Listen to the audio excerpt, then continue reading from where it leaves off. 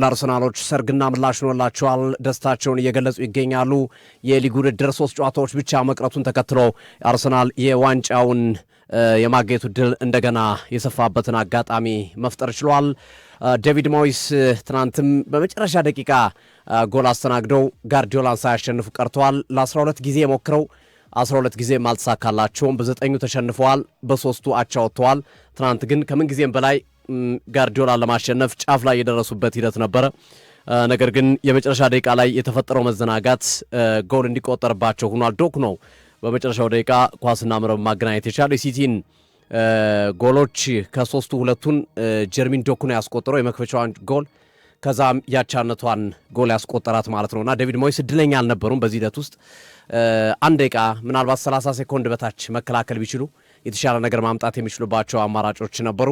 አንዳንዶች ዳኛውን እየወቀሱ ይገኛሉ። የመጨረሻ ደቂቃ 6 ደቂቃ ከሰጡ በኋላ 7 ደቂቃ ጨዋቷል የሚሉ አስተያየቶች ይሰጣሉ። ግን 6 ደቂቃ ከተጨመረ በኋላ ለውጦች ተደርገው ነበረ። 2 ለውጦች ነበሩ። ቢያንስ 30 ሴኮንድ መጨመር ግድ ይላቸዋል። 1 ደቂቃ ለምን ጨምረው የሚለው ግን በእርግጥ ጥያቄ የሚያስነሳ ነው። 30 ሴኮንድ ሊጨምሩ ይገባል። አንድ ቅያሪ ከተከናወኑ 2 ልጆች ቢቀየሩም ግን በአንድ ሙቭመንት ነው የተቀየሩት። 30 ሴኮንድ በቂ ነበር የሚሉ ሀሳቦች እየተሰጡና እያከራከሩ ይገኛሉ። ያም ቢሆን ግን ለአርሰናል ዝሮ የ2 ነጥብ አድቫንቴጅ በማግኘት የፕሪሚየር ሊጉን መሪነት እንደገና መረከብ የቻለበት ሂደት የፈጠረበትን አጋጣሚ ነው መፍጠር የቻለው። ትናንት ሲቲ አቻ ይወጣ እንጂ በጨዋታው ላይ የነበረው ጫና የፈጠራቸው እንቅስቃሴዎች በጣም አስገራሚ ነበሩ። የዴቪድ ሞይስ ብሎ ብሎክ የዘጉበት መንገድ ብዙ ጊዜ ዴቪድ ሞይስ ብሎ ብሎክ የሚጫወቱ አይነት አሰልጣኝ አይደሉም። እኩል አብረው የሚጫወቱ አይነት አሰልጣኝ እንጂ ዘግቶ የሚጫወቱ አይነት አሰልጣኝ አይደሉም። ትናንት ተሳክቶላቸዋል። ዘግቶ መጫወቱ ረገድም አንድ ጎል ነው ያስተናገዱት በመጀመሪያው አጋማሽ የመጨረሻ ደቂቃዎች አካባቢ ነው ጎሉ የተስተናገደው። በብዛት የሲቲን ኳሶች በደንብ አድርገው ሲያቋርጧቸው ነበር። ሳጥን ውስጥ እንዳይገቡ ሲከለክሏቸው ነበር። ሳጥን ውስጥ የገቡት ኳሶችንም እንዳይጠቀሙበት በከፍተኛ ሁኔታ በርብርብ ሲሰሩ ነበረ። ግን የፈረስታፉ የመጨረሻ ደቂቃዎች ላይ ያው ድካም ስለሚኖር 40 ምናምን ደቂቃ ተከላክለህ ኮንሰንትሬሽን ላክ ታደርጋለህ፣ ትኩረት ታጣለህና የጀርሚን ዶክ ጎል የትኩረት ማጣት ወይም የትኩረት ችግር ሆኖ ተመልክተነዋል። በኤቨርተን በኩል ተደጋጋሚ ሲመጡባቸው ነበር።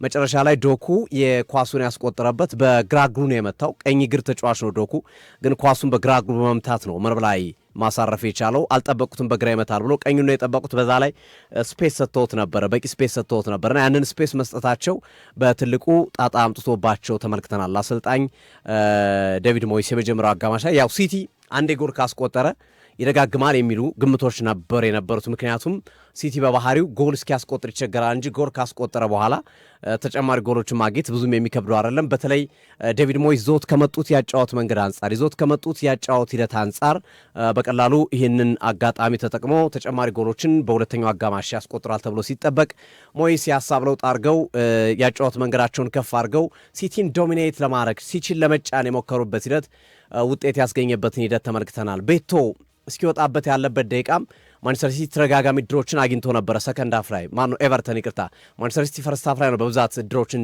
ሳይጠቀም የቀረው። በተለይ የመጀመሪያዎቹ 20 ደቂቃዎች ላይ የነበረው ፍጥነት፣ የነበራቸው ጉልበት፣ የነበራቸው እንቅስቃሴ በጣም አስደማሚ ነበረ። ነገር ግን ዶሚኔት ባረጉባቸው ደቂቃዎች ግን ጎል ማስቆጠር አልቻሉም። 25 ደቂቃ ድረስ ጎል ማስቆጠር አልቻሉም። የመጨረሻው ደቂቃ ላይ ነው እንደገና የመጀመሪያው አጋማሽ ሊገባደር ሲል ወደ ጫና መጥተው ጎል ማስቆጠር የቻሉት። ኤቨርተንም በተመሳሳይ ሁለተኛው አጋማሽ ላይ ሲቲ በቴሪኖ ባሪ ጎል እስኪያስቆጥር ድረስ ኢላማኑ የጠበቀ አንድ ሙከራ አልነበራቸውም። ተቀይሮ ገብቶ ቴሪኖ ባሪ ጎል እስኪያስቆጥር ድረስ ሲቲዎች፣ በተቃራኒው ኤቨርተኖች ቶሎ ሲመጡ ነበር። ቶሎ ማጥቃት እንቅስቃሴ ሲሳተፉ ነበር። በተለይ ኢሊያ ሚዳዬ ያባከናቸው ኳሶች የሚጠቀሱ ናቸው። ፊት ለፊት ከግብ ጠባቂው ዶናሩማ ጋር ተገናኝቶ 1-2 ኳሶችን አባክነዋል። በተለይ አንደኛው ኳስ ፍጹም ያለቀለትና የትኛውም አይነት ተጫዋች ሊያስቆጥረው የሚችል የነበረ ዶናሩማ ማዳን የቻለው ወይም መያዝ የቻለው ኳስ ማለት ነውና ከዛ በኋላ ቤቶን ረጅም ደቂቃ ካጫወቱ በኋላ ቤቶን አስወጡ። ቴሪኖ ባሪ ገባ። ይሄ ነው ትልቁ ሞመንት በኤቨርተን ቡድን። የቴሪኖ ባሪ መግባት ነገሮችን በሙሉ ግልብጥብጣቸውን ያወጣቸው ወይም ለውጡን በተለየ መንገድ ከፍ ማድረግ ነው የቻለው። የማጥቃት እንቅስቃሴያቸውን፣ የመከላከል ሂደታቸውን፣ ከሲቲ ተከላካይ የሚወጡ ኳሶችን በማቆም የሲቲ ተከላካዮች እንዲሳሳቱ በማድረግ ቴሪኖ ባሪ ከፍተኛ ስራ ሲሰራ ነበረ። ማርክ ገሂ ለዶናሩማ ለመስጠት ወደኋላ የመለሰው ኳስ ጉልበት ስላልነበረው ቴሪኖ ባሪ ከኋላው ስለነበረ ተምዘግዝጎ በመድረስ ነው ያቻነቱን ጎል ማስቆጠር የቻለው እና ገና በጊዜ ስለነበረው ጎሎ የተቆጠረው ማንቸስተር ሲቲ አገግሞ ተመልሶ ጎል ያስቆጥራል የሚሉ ግምቶች ነበሩ። ቢያንስ 2-1 ያሸንፋል ጨዋታውን የሚሉ ግን አከታትለው ነው ያገቡባቸው። ኦብሪን በግንባር ጨርፎ ኳስና መረብ ማገናኘት ቻለ። ከዛ በኋላ ደግሞ ቴሪኖ ባሪ በድጋሜ ኳስና መረብን ማገናኘት ቻለ። 3-1 መሩ። 3-1 ሲመሩ ሁሉም ነገር ያበቃ ያለቀ የተጠናቀቀ በቃ ድሉ ወደ ኤቨርተን የመጣ እንደሆነ ግልጽ የሚያስታውቅ ነበረ። ለአርሰናል ሁለቱም ያዋጣዋል። እውነት ለመናገር ኤቨርተንም ድል አድርጎ ቢሆን ድሮ ጥሩ ነው። አቻውም ያዋጣዋል። ሁለቱም ያዋጣዋል። ለአርሰናል ሁለቱም ሰርግና ምላሽ ነው። 3 ነጥቡም አቻውም እና በዚህ ሂደት ውስጥ የቴሪኖ ባሪ እንቅስቃሴ በጣም የተለየና አስደማሚ ሆኖ ተመልክተናል። ውጤቱን በመቀየር ረገድ የነበረው ሚላ ቴሪኖ ባሪ ልዩነቱን በመፍጠር ረገድ ኩሳኖ ገሂን ሲያደነባብራቸው ነበር የነበረው። የቴሪኖ ባሪ ጥሩ መሆን ደግሞ ኒዳየንም እንዲሁ ኃይል እንዲጨምርባቸው ጉልበት እንዲጨምርባቸው በማድረግ ረገድ ከፍተኛ ስራ የሰሩበትን ሂደት ተመልክተናል ማለት እንችላለን እና የ3-1 ውጤት ማስጠበቅ ግን አልቻሉም ኤቨርተኖች። 80 ምናምን ደቂቃ ከገባ በኋላ ነው ጎል ማስቆጠር የቻሉት። ሃላንድ በተዘናጉበት ሰዓት ላይ ኳስ የተቆጠረው ጎል ተቆጥሮ ሶስተኛው ጎል ገና ሳይዘጋጁ ኤቨርተኖች በፍጥነት አስጀምረው ኮቫች የሰነጠቀውን ኳስ ሃላንድ አስቆጠረ። ከዛ በኋላ እንግዲህ የመጨረሻው ደቂቃ ጎል የዶኩ ጎል ነው እንደተመለከታችሁትና በዚህ ሂደት ውስጥ ኤቨርተኖች የነበራቸው ተጋድሎ የነበራቸው ፍላጎት ጨዋታ ውስጥ ለመቆየት ያደረጉት ጥረት በጣም የሚገርም ነው። በነገራችን ላይ ኤቨርተን ወሳኝ ተጫዋቾቻቸው መካከል አንዱ የሆነው የአማካይ መስመር ተጫዋቻቸው ኢድሪሳ ጋናጌ ከጨዋታው በፊት ባጋጠመው መጠነኛ ጉዳት ምክንያት ነው በጨዋታው ውስጥ ያልነበረውና ኢሩክ ቡናም ነበረ አማካይ መስመሩ ሲመራ የነበረው። ተጫዋቹ ይታገላል፣ ጥሩ ጉልበት አለው፣ ጥሩ ይለፋል። ግን በተደጋጋሚ ኳሶችን ሲሳሳት የተመለከትንበትን አጋጣሚ አይተናል በኢሩክ ቡናም በኩልና ይሄ በትልቁ እንደ ፈርስታፍም ሰከንዳፍም በኤቨርተን በኩል የነበረው ደካማ ሊንካፕ ነበረ ኳስ በማደራጀት ረገድ ኢሩክ ቡና ደከም ብሎ መታየቱና እንግዲህ 3-3 ነው ያለቀው ጨዋታው። 3-3 ማለቁ በልዩነት ለአርሰናል ተጠቃሚ አድርጓል ማለት እንችላለን። ምክንያቱም በዚህ ሂደት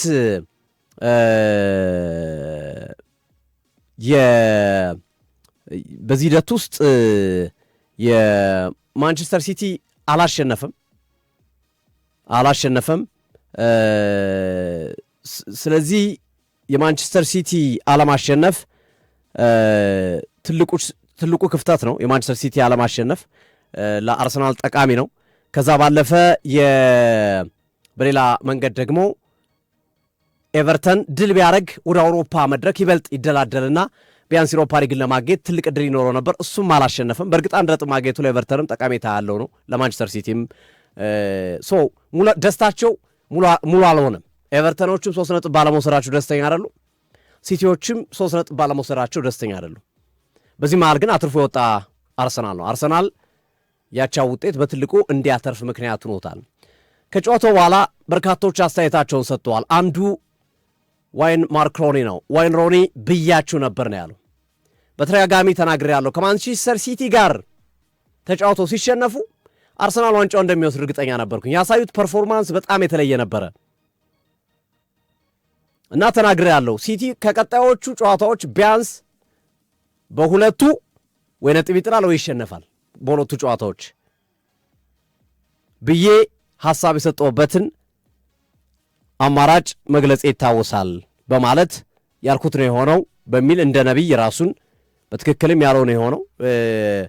እንግዲህ አንዱን ጨዋታ ኤቨርተን ላይ እሱም እንደጠበቀው ኤቨርተን ላይ የዋይን ሮኒ የቀድሞ ክለብ ነው፣ የሚካኤል አርቴታ የቀድሞ ክለብ ነው።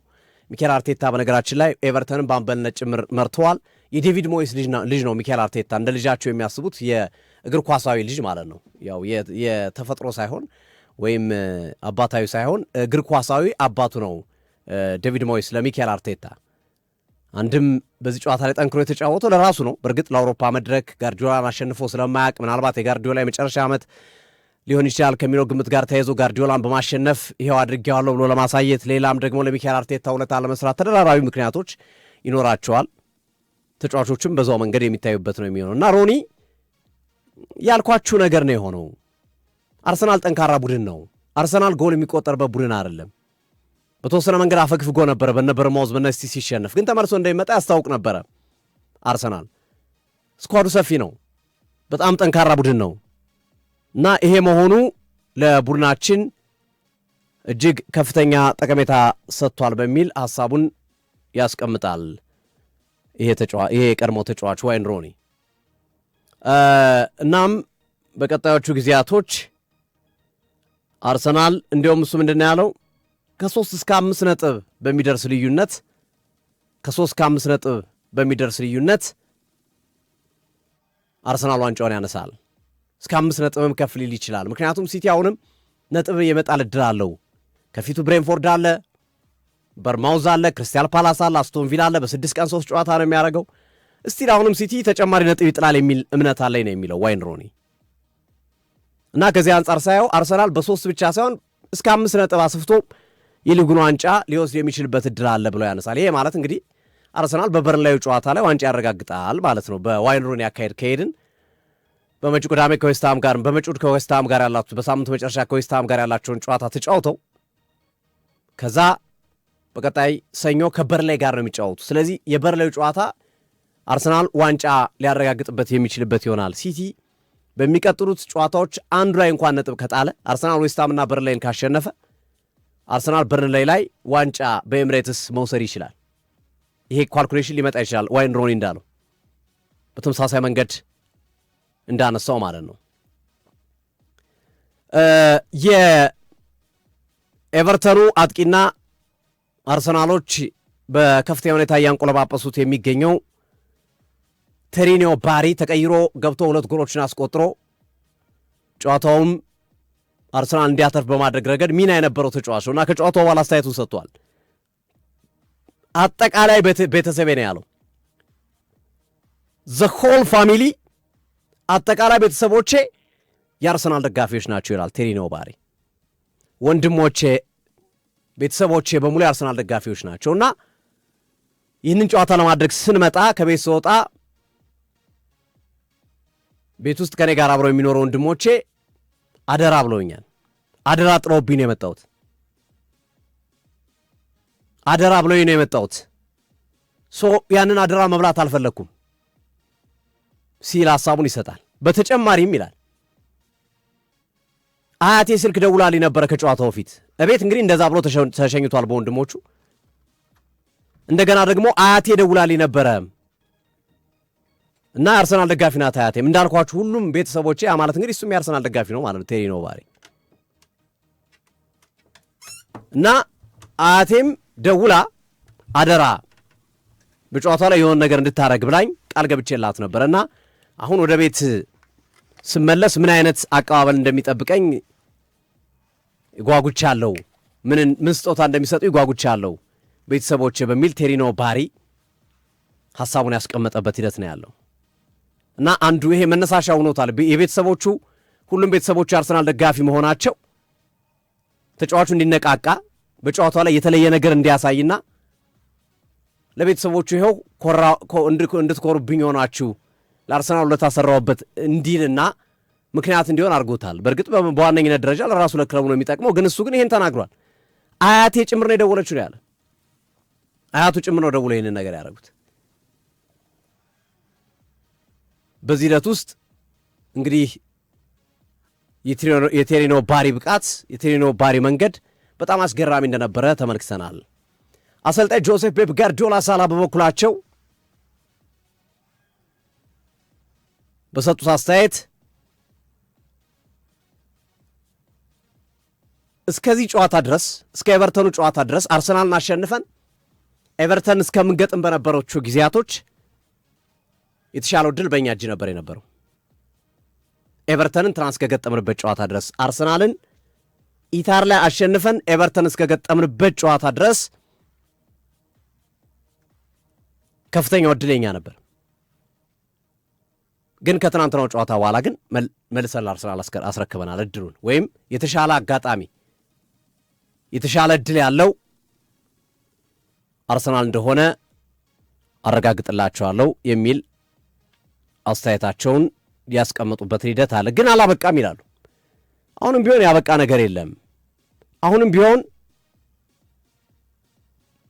አርሰናሎች ከእጃቸው አምልጦት የነበረውን ነገር ብቻቸው አስገቡ እንጂ አሁንም እጅ መስጠት አለብን ብዬ አላምንም። ገና ቀሪ ጨዋታዎች ስላሉ በቁጥራዊ ደረጃ በቁጥራዊ አሃዝ ደረጃ እስካላለቀ ድረስ መፋለማችን እንቀጥላለን። አያይዘው ምንድን ያሉት በቃ ቀጣይ ትኩረታችን ብሬንፎርድ ነው፣ አለቀ። ብሬንፎርድ ላይ ነው የምናተኩረው። ያለፈው አለፈ፣ ብሬንፎርድ ላይ አተኩረን እንጫወታለን የሚል አስተያየታቸውን ያስቀመጡበት ሂደት አለ። ዶኩም ተመሳሳይ አስተያየትን የሰጠው ጀርሜን ዶኩም ምን እንደሚፈጠር አይታወቅም፣ እስቲል አሁንም እድሉ አለን፣ እድሉን ለመጠቀም ጥረት እናደርጋለን፣ ስለዚህ በጋራ ተስፋ ባለመቁረጥ እንቀጥላለን የሚል አስተያየታቸውን ሰጥቷል። አንድ ጥሩ የሆነላቸው ነገር ሲቲዎች በትናንትናው ጨዋታ ላይ 3-1 ከመመራት 3-3 ነው የወጡት። ይህ አልሸነፍ ባይነት እንደዚሁም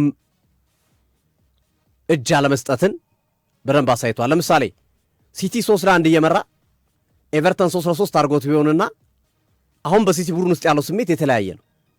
3-1 እየመራ ሲቲ ኤቨርተን 3-3 ቢያደርገው በጣም ሳይኮሎጂካሊ ዳውን ነው የምትሆነው። ግን 3-1 እየተመራ 3-3 ካረክ ግን በተወሰነ መንገድ ሳይኮሎጂካሊ በስነ ልቦና ረገድ ሊያነቃ የሚችል ወይም ሊጠቅም የሚችል አጋጣሚ ነው። እቺ ብቻ ና ፖዚቲቭ ነገሯ ሲቲ ትናንት። ግርብዬ እንኳን ደህና መጣ። እንኳን ደህና ቆየኝ ሶፊዬ። አብዛኞቹን ሀሳቦች እየተከታተልኩኝ ነበር ከመስታወት በስተጀርባ። ዛሬም እንግዲህ ጥሩ ጨዋታዎች አሉ። በዋናነት መነሻችን ትናንት የነበረው የጨዋታ መርሃ ግብር ላይ ነው። ትናንት ድራማዊ ክስተቶች የተስተዋሉበት ጨዋታ፣ ኦፍኮርስ ይሄ ጨዋታ ምንም ጥያቄ የለውም ኤቨርተን እግር ኳስ ክለብ ለማንቸስተር ሲቲ ፈተና እንደሚሆን ቀድሞ ብዙዎቻችን ስንናገር የነበረ ጉዳይ ነው። ጉዲሰን ፓርክ ከተቀየረ በኋላ ይሄ ጨዋታ ሂል ዲክሰን ስቴዲየም ላይ የተከናወነ መርሃ ግብር ነው። ኤቨርተን እንግዲህ በቅርቡ ነው ስቴዲየም የቀየረው፣ ከጉዲሰን ፓርክ ወደ ሂል ዲክሰን ስቴዲየም የገባው። ትናንት የነበረው ጨዋታ ላይ ለማንቸስተር ሲቲ አንዱ ከባዱ ፈተና ኤቨርተን እንደሚሆን የተገመተበት ምክንያት ኤቨርተን በአውሮፓ መድረክ የመሳተፍ ዕድል እንዳለው አሁንም 48 ነጥብ ይዞ ኮንፈረንስ ሊግ ገፋ ካለም ዩሮፓ ሊግ የመግባት ዕድል ያለው ክለብ ነው። ሻምፒዮንስ ሊግ ብቻ ነው የማይሳካለት እንጂ ከዛ ውጭ ያሉትን አሁንም በኤቨርተን እጅ ላይ ናቸው።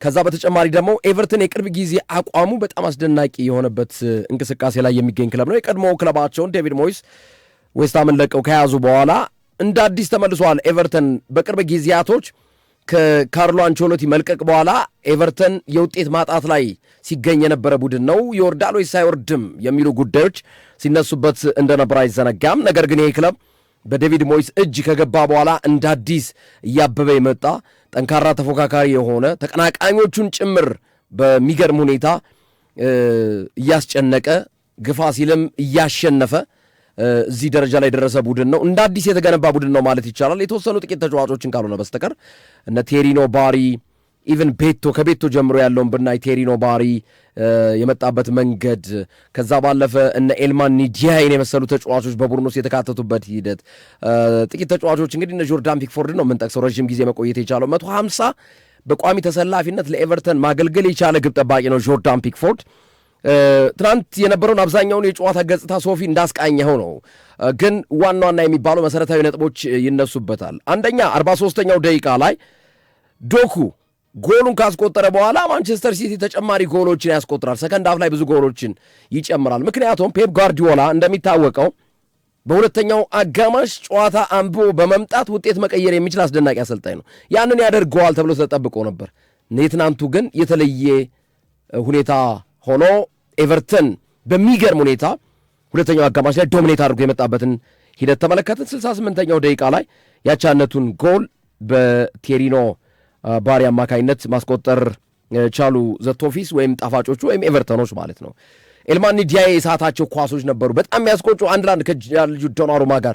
እንደውም እነዛ ጎሎች ተቆጥሮ ቢሆን ኖሮ የማንቸስተር ሲቲ ትናንት የማሸነፍ ሁኔታ አደጋ ውስጥ የሚገባበት ሁኔታ ይፈጠር ነበር ብዬ አስባለሁ። ያ ሁሉ የኤልማን ዲያዬ ሁለት ሙከራዎች፣ በተለይ አንደኛው ኳስ ፊት ለፊት ለዶናሩማ ያስታቀፈው ኳስ ያለፈበት መንገድ ተከላካዮችን በጣም የሚደንቅ ነው። የማንቸስተር ሲቲ ተከላካይ ያለ ሩበን ዲያዝ እና ያለ ማርጌይ ጥምረት ባዶ መሆኑን የተመለከትንበት። አማካይ ክፍሉ ማንቸስተር ሲቲ ያለ ሮድሪ በጣም እንደሚቸገር 1 2 እና 3 ተጫዋቾች ቢነሳባቸው ከሚጎዱ ክለቦች መካከል አንዱ ማንቸስተር ሲቲ መሆኑን የተመለከትንበት ነው። 1 2 3 ብለህ ስታነሳ ማለት ነው። እኔ አሁን የተመለከትኩት ይህንን ነው። ማንቸስተር ዩናይትድም እንደዚህ አይነት ቡድን ነው። ማንቸስተር ዩናይትድም 1 2 3 ብለህ 3 ተጫዋቾችን ነጥለ 3 2ቱን ነጥለ ብታነሳበት ሊገጥመው የሚችለው ፈተና ከባድ ነው። ለምሳሌ ብሩኖ ፈርናንዴዝንና ኮቢ ሜኑን አሁን ባሉት የማንቸስተር ዩናይትድ ስብስብ ነቅል አውጣው ምን ሊፈጠር እንደሚችል። ማንቸስተር ሲቲም የሆነው ትናንት እንደዚህ ነው። ሩበን ዲያዝ የለም፣ ግቫርዲዮል የለም፣ እንደገና ሮድሪ የለም። የማንቸስተር ሲቲ ገጽታ ተበላሸ ማለት ነው። ገጽታው ወይም ደግሞ የጨዋታ ብቃቱ ያ ጥራት ያለው እንቅስቃሴው እንዲበላሽ መንገድ ተከፈተበት እና የእነዚህ ተጫዋቾች አለመኖር ዋጋ ያስከፈለው ይመስለኛል ማንቸስተር ሲቲን። ቴሪኖ ባሪ 1-1 ካደረገ በኋላ 73ኛው ደቂቃ ሁለተኛውን ጎል ደገሙት። በኦብሪን የማዕዘን ምት ተሻገረ አየር ላይ ኳስ። እንደውም አቤቱታ ሁሉ ዶናሩማ አቅርቦ ነበር፣ ግን ንክኪ አልነበረም። አሪፍ ጎል ነው ያስቆጠረው ኦብሪን። ከዛ በኋላ ቴሪኖ ባሪ እንደገና 81ኛው ደቂቃ አስቆጠረ። የማርክ ገይ ስህተት ነበረበት። የመጀመሪያውን ጎል ቴሪኖ ባሪ ሲያስቆጥር ወደኋላ መልሳለሁ ሲል ነው ለቴሪኖ ባሪ የሰጠው። ባክፓስ ምን ያህል ጥቅምም እንዳለው ጉዳትም እንዳለው፣ በተለይ ጉዳቱ ደግሞ የከፋ ነው ከተሳሳት ካንዴ ማለት ነው። የትናንቱ ማሳያ የማርክ ገሂ ስህተት ነው። ስጦታን የሰጣቸው ለኤቨርተኖች ማለት ነው።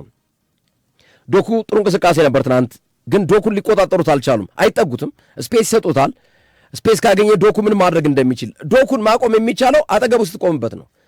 በቅርብ ርቀት ሆነ እግር በእግር ከተከተልከው ዶኩ ምንም መፍጠር የማይችል ተጫዋች ነው። ነገር ግን ለዶኩ ስፔስ ከሰጠው ዶኩ የሚመታቸው ኳሶች መረብ ላይ እንደሚያርፉ የትናንቱ 2 ጎሎች ምስክር ናቸው። ሃላንድ 83ኛው ደቂቃ ነው ምላሽ የሰጠው። ያለፈበት መንገድ በጣም አሪፍ ነው። ተቀይሮ የገባው ኒኮ ኮቫቺች በጣም ጥሩ እንቅስቃሴ ነው ያደረገው። ኒኮ ጎንዛሌዝ ግን በጣም ልክ አይደለም። በጣም ሮድሪን እንኳን ሊተካ ይቅርና ገና ብዙ የሚቀረው ተጫዋች ነው። ኮቫቺች ቢያንስ ይሻላል። ለዛ ነው ኤሎይት አንደርሰንን እኮ እየፈለጉ ያሉት። በትክክል ለሮድሪ ምትክ ማንቸስተር ሲቲ የግድ መፈለግ አለ። ሪያል ማድሪድ ከገባ ሮድሪ ሲቲ በቀጣዩ ዓመት ምን ሊፈጠር እንደሚችልበት በጣም አስቸጋሪ ነው። በርናንዶ ሲልቫም የለም፣ አይኖርም። በቀጣዩ ዓመት ይለቃል ክረምት ላይ። ባርሴሎና እየፈለገው ነው በርናንዶ ሲልቫን፣ ሮድሪን ደግሞ ሪያል ማድሪድ ማለት ነው። ማንቸስተር ሲቲ በቀጣዩ ዓመት ብዙ ነገሮች ሊያጣ ስለሚችል ከወዲሁ ክረምት ላይ አሉ በሚባሉ ተጫዋቾች ማስተካከል መቻል አለበት። ግን ጋርዲዮላ ነው ደግሞ አሰልጣኙ። 1-2 ጊዜ ሊሳሳት ይችላል፣ ደግሞ ግን አይሳሳትም። ጋርዲዮላ ደግሞ ደጋግሞ የሚሳሳት አሰልጣኝ አይደለም። እንዴት ማስተካከል እንዳለበት ጠንቅቆ የሚረዳ ነው። ማንቸስተር ሲቲ አቋሙ በተበላሸበት ሰዓት ላይ በጥር የዝውውር መስኮት እንዴት አድርጎ ሴሜኒዮንና ማርክ ገይን አምጥቶ ቡድኑ እንዴት እንዳጠናከረ ለዚህ ምስክር ነው። ለዚህ ሐሳቤ ማለት ነው። ዶኩ 97ኛው ደቂቃ ከምናምን ሴኮንድ ኦልሞስት 98ኛው ደቂቃ ላይ በሚል ነው የሚያዘው ጎል አስቆጥሯል። አከራካሪ የሆነው አንዱ የማይክል ኦሊቨር ዳኝነት ነው። ማይክል ኦሊቨር እሳቸው የሚሉት ምንድን ነው? ተጫዋች ተቀይሯል ነው። ሌሎቹ ደግሞ እያነሱ ያሉት ኤሮግ ቡናን በተጎዳበት ሞመንት ከሜዳ ውጭ ወጥቷል። አንድ ተጫዋች ደግሞ ከሜዳ እየተንቀሳቀሰ እየተራመደ የሚወጣበትን ሂደት ነው እንደ ሰዓት እንደ ባከነ የሚቆጠረው። ያ ነገር ተቀርፏል ወይም አልነበረም። ኤሮግ ቡናም ኳስ ለመምታት በነበረ ለማጥቃት ባለ እንቅስቃሴ ሂዶ ከማስታወቂያ ቦርዱ ጋር በተላተመበት ሰዓት ነው ቅያሬ የተደረገው። ዴቪድ ሞይስ በጣም ፈጣን ነበሩ የቀየሩበት መንገድ ማለት ነው። ይህን ያህል ደቂቃ ያስጨምር ነበር ወይ? ጎሉ እስኪደርስ ያስጨምር ነበር ወይ? ምክንያቱም በሰከንዶች የሚቆጠር ቅጽበታዊ ሁኔታዎች ላይ ተጎድቶ በወጣበት ሂደት ኢሚዲየትሊ አክሽን ነው የወሰዱት ዴቪድ ሞይስ ኤሮግ ቡናምን የቀየሩበት መንገድ ማለት ነው። 2 ደቂቃ ያስጨምር ነበር ወይ ነው ጥያቄያቸው። 98ኛው ደቂቃ ነው ፊሽካ የነፉት ባይዘው ወይ ማይክል ኦሊቨር ማለት ነው። እውን 2 ደቂቃ ያስጨምር ነበር ወይ የሚሉ ሐሳቦችን ነው ማይክል ኦሊቨር ላይ ትናንት ትችቶች የነበሩባቸው ሂደቶች የተፈጠሩት ማለት ነው። ፔፕ ጋርዲዮላ እስከ መጨረሻው እንታገላለን ብሏል። አርሰናል አሁን 76 ነጥብ አለው፣ ማንቸስተር ሲቲ 71 ነጥብ አለው። አንድ ቀሪ ጨዋታ አለው ማንቸስተር ሲቲ። ግን ቀድመን ስንናገር ፊክስቸሩ ላይ ብዙ ፈተና ሊገጥመው እንደሚችል ሲቲን ተናግረናል። ኤቨርተን ብቻ አይደለም አድማጮቻችን፣ ቀጣይ ጨዋታም ሲቲ በጣም የሚፈተንባቸው ጨዋታዎች ናቸው። ብሬንፎርድ ያለበትን ደረጃ እዩት፣ 7ኛ ደረጃ ላይ ነው ያለው። በአውሮፓ መድረክ መሳተፍ ይፈልጋል። አጠገቡ ያለው 8 ነጥብ ያለው ኤቨርተን አለ፣ ብራይተን አለ 48 ነጥብ ይዞ አጠገቡ ናቸው ያሉት ከብሬንፎርድ አጠገብ ሆኖ ማለት ነው። 50 ነጥብ ላይ ነው ያለው ብሬንፎርድ። በርማውዝ 52 ነጥብ ላይ ነው ያለው። ተመልከቱት፣ የአንድና የሁለት ጨዋታ ልዩነት ግልብጥብጡን ደረጃውን ያወጣዋል። ስለዚህ ብሬንፎርድ 50 ነጥብ ላይ ከመሆኑ አንጻርና ከጀርባ ያሉት ኤቨርተንና ብራይተን 48 ነጥብ ላይ ስላሉ ብሬንፎርድ ይህን ሽንፈት ከተሸነፈ ኢታር ላይ የሚደረግ ጨዋታ አንድ አድቫንቴጅ ለሲቲ እንደሆነ እናስባለን። ግን ብሬንፎርድ ያለበትን ሁኔታ አስቡ። በቀላሉ ይላቀቃል ወይ? ሊሸነፍ እኮ ይችላል። ይባጠሳል እንደ ትናንቱ ጨዋታ፣ እንደ ኤቨርተን ጨዋታ ምንም ጥያቄ የለውም ብሬንፎርድ። በነገራችን ላይ ሶፊ ትናንት ኤቨርተን ከማንቸስተር ሲቲ በነበረው ጨዋታ መርሃ ግብርና ማንቸስተር ሲቲ የመጀመሪያውን ጎል ሲያስቆጥር ከፍተኛ የሆነ ሰሜን ለንደን ላይ የቶተናም ደጋፊዎች ከፍተኛ ድምፅ ነበር ያሰሙት። የማንቸስተር ሲቲ ደጋፊዎች ነበሩ ትናንት። እንግዲህ ከትናንት በነበረው ፕሮግራማችን ስንገልጽ ነበር ዌስትሃምን መድፈኛው ያቀምስልናል እኛ እንተርፋለን ሲሉ ነበር አይደል? ትናንት እዛ ቀን ላይ ባቀረብነው ፕሮግራም። ትናንት ምሽት ደግሞ ሰሜን ለንደን ላይ ጎል ሲቆጠር ዶኩ 43ኛው ደቂቃ ጎል ሲያስቆጥር ከፍተኛ የሆነ የቶተናም ደጋፊዎች ድጋፍ የነበረበት ሁኔታ ነበር የተከሰተው። በየተለያዩ መጠጥ ቤቶች፣ በተለያዩ ባሮች፣ በተለያዩ ጨዋታውን የሚመለከቱ የቶተናም ደጋፊዎች ከፍተኛ ድምፅ ነበር ያሰሙት። ምክንያቱ ምንድን ነው? ማንቸስተር ሲቲ ትናንት ኤቨርተንን ካሸነፈው አርሰናል ለራሱ ሲል ወጥሮ ዌስትሃም ላይ ይጫወታል የሚል እምነት አሳድረው ቀንደኛ የማንቸስተር ሲቲ ደጋፊዎች ነበሩ። አሁን ቶተናም ስጋታቸው ምንድን ነው? ማንቸስተር ሲቲ ትናንት ነጥብ በመጣሉ በቀጣይ አርሰናል ከዌስትሃም ጋር ከመጫወቱ በፊት ቅዳሜ ብሬንፎርድን ይገጥማል። ማንቸስተር ሲቲ ብሬንፎርድን ሲገጥም በብሬንፎርድ ነጥብ ከጣለ አርሰናል ለዌስትሃም ይለቃል ብሎ ያስባሉ።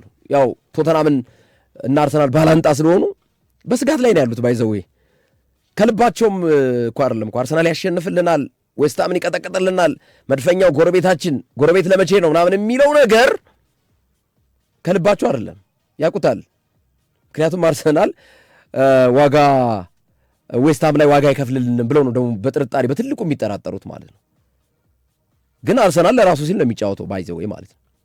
እና እነሱ ደግሞ ስጋታቸው ትናንት ሲቲ ላይ ነጥብ 2 ነጥብ ከማንቸስተር ሲቲ ብልጫ ወስደዋል። እንደገና ዌስትሃም ላይ እኛ ብሬንፎርድ ላይ ከጣልን ብለው ያስባሉ ማንቸስተር ሲቲዎች። ማንቸስተር ሲቲ ብሬንፎርድ ላይ ከጣለ ደግሞ ዋናው የሚጎዳው ቶተናም ነው። ስለዚህ ለዌስትሃም ሊለቅለት ይችላል አርሰናል የሚሉ የሌለ ኳልኩሌሽን ውስጥ ሂሳባዊ ስሌት ውስጥ የገቡበትን አስተያየቶች ትናንት ከጨዋታው በኋላ ስመለከት ነበር። እና ጋርዲዮላ አላለቀም ነው፣ እንቀጥላለን፣ እስከ መጨረሻው እንፋለማለን እስከ ደም ጠብታ የሚል አስተያየት ነው